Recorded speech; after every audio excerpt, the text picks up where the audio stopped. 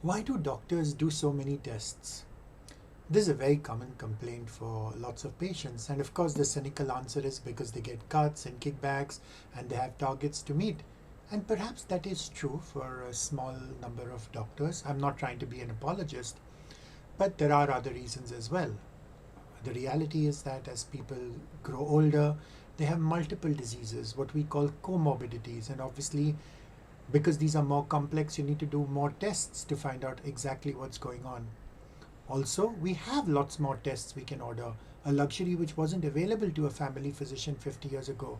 All he had was the ability to perhaps do an x ray or to palpate or to check a pulse, which is why, of course, we used to pay a lot of lip service to the clinical skills of these physicians. But the fact of the matter was, they missed lots of diagnosis as well, something we don't talk about too much. But with today's CTs and MRIs, we're much more confident about the diagnosis we make.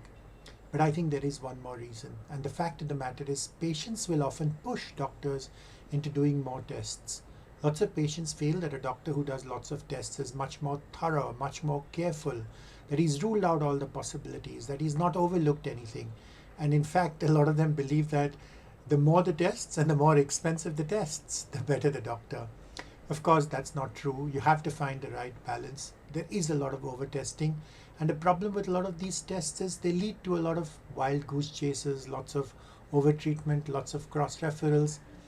Now, if you go to a good doctor, you're not going to have a problem. He'll find the right balance. He'll know exactly what to do. Not too few, not too many. The Goldilocks rule. But of course, if you end up going to a bad doctor, but then you should have more sense than to end up in the hands of a bad doctor. And the best way to protect yourself is to use information therapy.